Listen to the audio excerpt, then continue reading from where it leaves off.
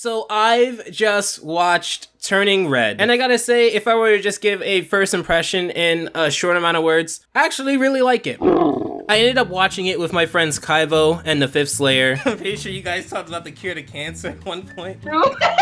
Did we? No. Did we? That did not come. Who's gonna be basically in this video popping in and out because I'm editing this in post. But I kind of wanted to talk about it and kind of bring it all into like one focused first impressions video. Firstly, I have to say this art is very, very beautiful. I love the urban approach. I love the city design. I thought the entire just environment of it all was just very colorful. Like the bright colors popped. And especially during the night scenes, the city was beautiful. I guess something you mentioned before, like the clothing was really high detailed, I guess. It was something, like it's something I want to be able to get to that point of being able to do, because like it's good enough to the point, even when you're far away, you can still notice the detail of the clothing. I love the atmosphere, everything from the koi ponds to the lanterns, even the stone floors, like everything about it. It was so beautiful. It was a great focus on culture. Did you notice there was a lot of food in this movie? Yes, and it looked really good. It looked like, you know those memes that are always like, wow, anime food just makes you hungry. It looks so good. I was thinking That's what the food was. of Studio Ghibli. Yeah, exactly. Anime. And I actually also like the fact that we didn't really get like a super bouncy feel with this. It actually felt like a lot of the animation was a little bit more, not necessarily stiff, but realistic. I mean, they still had a lot of exaggerated expressions though, but Yeah. it definitely felt like more like real It and felt more realistic. like reserved expression. than Yeah. your average like Yeah. 3D animated But movie. it still felt like there was squash and stretch, but I guess compared to some of the Pixar stuff we've seen, like I don't think it's as expressive in terms of that. There's a band that's focused on quite a bit throughout the movie, Four Town, a boy band composed of 5 people, and the songs that were played throughout the movie, I found them to be functional. There wasn't anything bad with them. I didn't get annoyed when certain songs would pop up repeatedly, but it was just okay. Wait, why are they called Four Town though? If I don't there's 5 know. of them? That's still something That like was a question I was they gonna ask you guys. Like, That's literally what I is there a said. reference I'm Was it missing? literally just to make the bit of like, hey, why is there 5? Opposed to that though, the soundtrack was actually kind of good. I really liked the music. It gave me major like boy band 2000s vibes. I did like it. It was It good. did its job. I like that. I mean, never really been much into like boy band things, so it's like not necessarily my thing. But at the same time, I don't think it really like tore me away or anything. I think it fit the scene, and I think it did fit well. really well. I really did enjoy the main character, Malin Lee. I think that for a quirky character who's sort of going through a change as you would go on to see in this movie, I think they handled it really well. How'd you like the voices? Honestly, like I love the voiceover of it all. It was very well done. I think I main didn't go into character research. had some parts that didn't feel as polished, but that was nice to me because she's a child, right? Now, if you did see a lot of the promotional material for Turning Red, you would know that another part of it is this red panda. Basically, May, when she gets too excited, turns into a big red panda. Why was there a big problem with that on Twitter? Because Twitter's gonna be angry. Because Twitter's always angry, and it's People so were weird. saying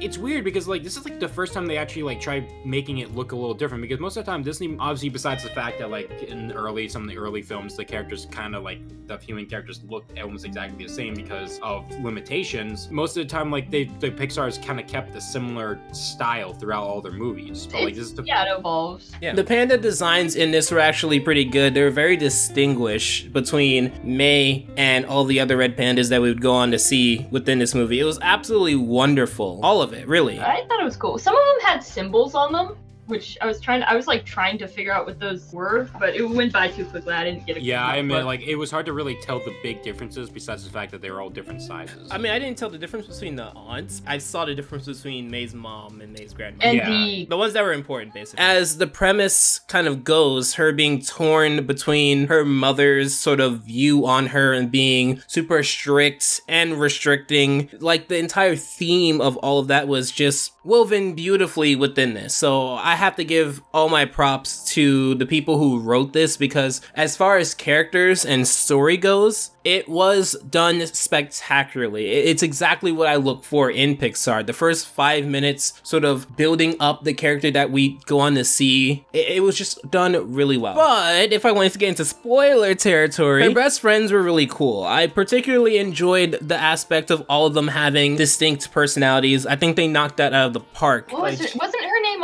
Prima? I really liked her, even though she was very monotone. She still had quite like a personality. Yeah. I liked the animation they did with her. It actually showed off that sort of dead tone too. Like, she barely moved in a way, but still felt like she was lively, and it was really cool. I loved her friends because they were really diverse. They tie into a really good friend group of people who are very different. However, I would say that the glue to the friend group was Mira, the girl in the green sweater. She was kind of cool, and I liked that when it came to the voice of reason, she did her job, and it was very functional all throughout the movie, especially May kind of feeling down or kind of feeling discouraged and trying to figure out exactly what she wants to do and what choices she wants to go, or even the betrayal scene that happens later in the movie where May has to pick between her mom and her best friends. You know, the funny thing is that, like, it's like, for some reason, the fourth wall breaks. Oh, it kind of gave me that feeling for some reason. Oh, actually, let's talk about that. Yeah, May, a lot in the beginning of the movie, like, she spoke to the camera a lot. It's like, for some reason, that gave me that sort of secondhand embarrassment for some reason, because I was like... Yeah, I kind of get that feeling, yeah. Like, and I don't know why, because, like, I think it's because, like, the other characters are actually reacting to her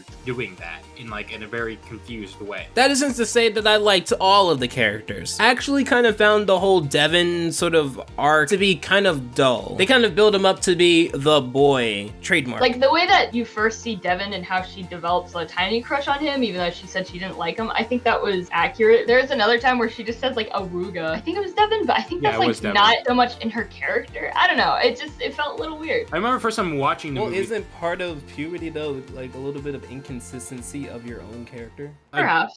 I guess. I will admit that, like, when I watched the movie earlier, the Awuga thing kind of did catch me off guard. Like you said, like, it wasn't really in character, so I wasn't expecting it. So I was like, oh, shit. And the issue that I have with it is that between Fort Town and Tyler and this random boy, I'm pretty sure he has a name, but I didn't necessarily get it through the first watching of the movie. They just have boys there just to look good, and Devin's was very much tailored towards the plot. It didn't seem like he was a character. And this happens really early on in the movie. And it's supposed to set up that, you know, May is sort of turning into a woman and that she's going to have different interests. If I were to say, like, one character that felt not necessarily disappointed, at least at the end, it kind of felt like there was going to be more toward the character. I think the grandma was feeling the least, like, because it almost felt like they were trying to build her up to almost be like the big bad in a way. Getting over to the other characters, I found May's mom to be amazing. She had this killer personality, super restricting. I loved her design, especially the necklace or medallion that she had. I'm pretty sure it's one of those two. Because when watching the movie casually, I didn't necessarily focus so much on what she was wearing. So when it turned out that a part of what she was wearing is actually really important to the plot of the movie, it was just a really nice touch. I thought May's dad was kind of awesome. I mean, he was in the background for a large portion of it, so it wasn't necessarily like you were getting a lot of development for him. He actually did get his one moment towards the end where he finds the camcorder of May basically enjoying herself as her red panda form, telling May that this is kind of cool. It seems like you really enjoy yourself in this form. Other than that, he kind of just is in the background. He's kind of a pushover. The pushover dad trope is in right now, but when he finally gets his moment, it is quite cathartic. His voice direction, it seemed very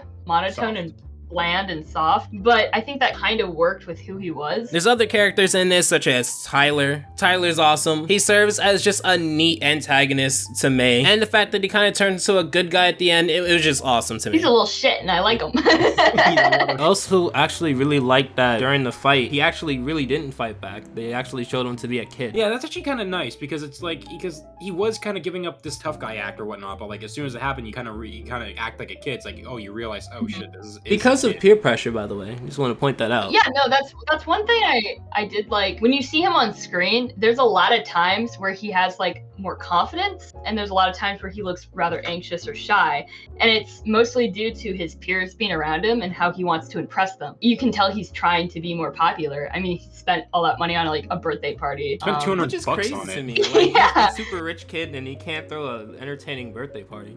I mean, I guess, but the panda You're was the blaming most him. popular thing, so. Bro, if I had Yeah. $200, I'd do a fire birthday party at 13 years old. That's yeah, true. but like, to be That's fair, true. like the panda is. What's it clearly called? the most- Gamefly? You get Gamefly, you get freaking Call of Duty and Fortnite. God, Gamefly.